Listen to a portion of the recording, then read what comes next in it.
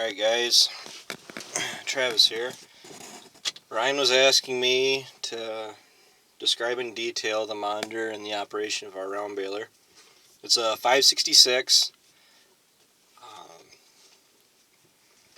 This is the monitor for it, which I have mounted next to the seat instead of up there, which normally you see a lot of guys do. Before you ask, I mount it right here because normally I'm sitting sideways in the seat watching the baler behind me and pay no attention to the dirty window. So it's a little bit more convenient for me. I like having it right here.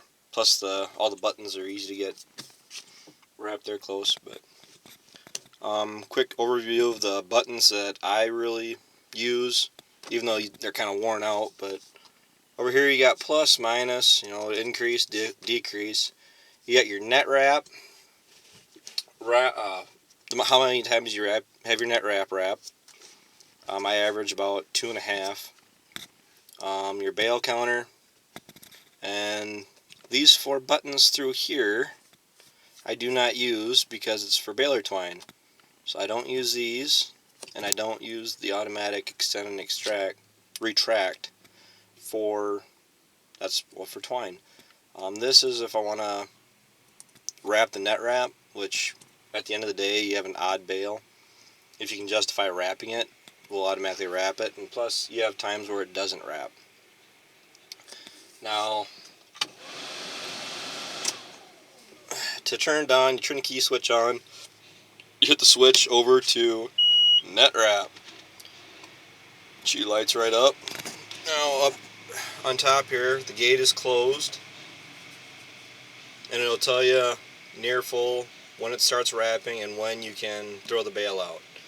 Now, the idiot alarms, basically, if you're lucky, nothing will ever come up over here, because we had a bunch of trouble this spring with the voltage. The net wrap one shut off. But round balers, John Deere round balers in particular, are really picky as far as their voltage. They require, I believe, at least 12.9 volts, and we got, I believe, 14 volts running through this to make sure everything runs properly. And down here is your bale size counter.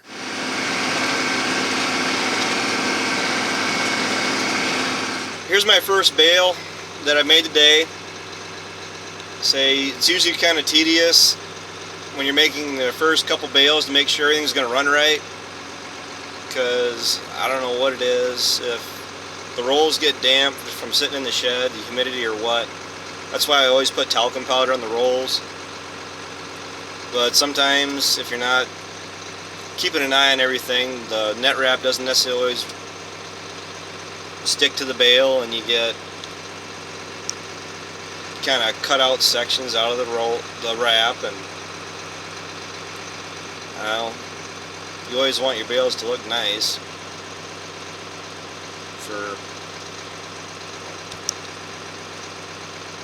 They just look better over the winter. They protect from the snow if you're storing them outside. If you're keeping them inside, stored in, you don't have to wrap so many wraps around it. Alright guys, try to give you a little bit of a play-by-play of how I make a round bale. The PTO is on. I'm going to crank it up to about 2,000 RPM. Got the baler behind me, cranking away. I already dropped the gate down. Put it running about B1 or a little slower if I have to, considering I'm doing this with the camera. Over here in the monitor, it's got your pressure levels on your tensioners for your belts. It's best to try to keep those as level as you can. On the right, you got, right here, there's less hay, less tension on the belts. Tries to help you make an even bale. Right there is what you would like to have. In extreme cases where you got one real high as far as tension, you don't have hardly anything on the right hand or the left hand side. You throw the bale out, that might look okay. for a little while, but if it sits overnight and it settles, you'll come back the next morning and the bale will be laying on the ground on its side.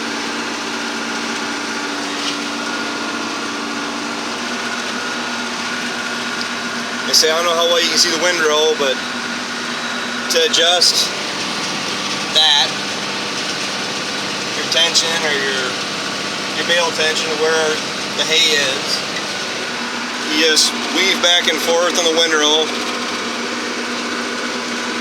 to try to keep the sensors level. Another way to work around that is to make windrows that are big enough that it takes up the whole width of the baler pickup. And like I said, don't mind the dirty window.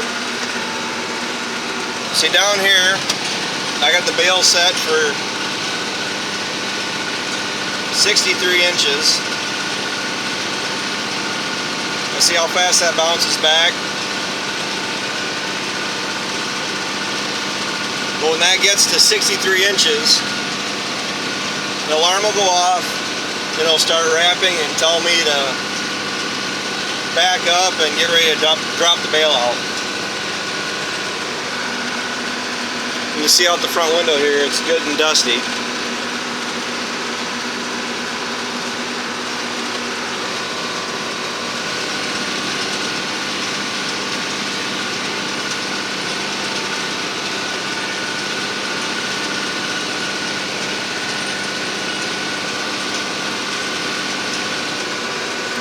And we got a little bit of a straight stretch, and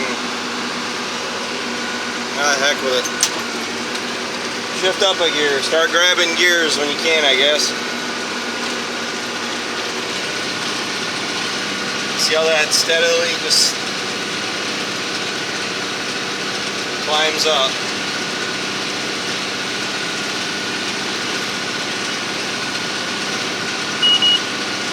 See, there's the near full alarm.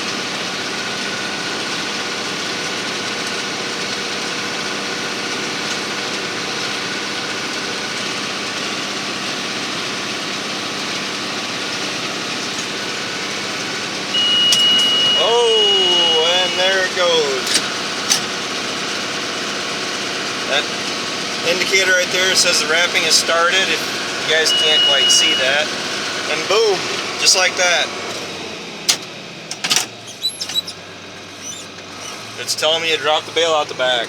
But what I do is, after I know it's ready to, it's completely wrapped, I back up, usually about the width, the length of the tractor. See the windrow's just off my hood there. Put her in neutral, drop the throttle back, and hit my SCV. And there goes the end gate. Boom. Pull her ahead nice and easy. While I'm pulling ahead, start up the pickup.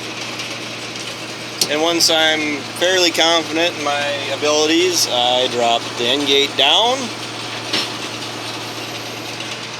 And it says gate closed, you're ready to rock and roll. I'm going to do just that. Throttle up and start grabbing gears.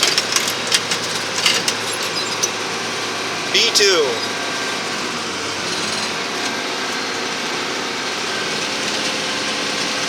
And that's how it's done.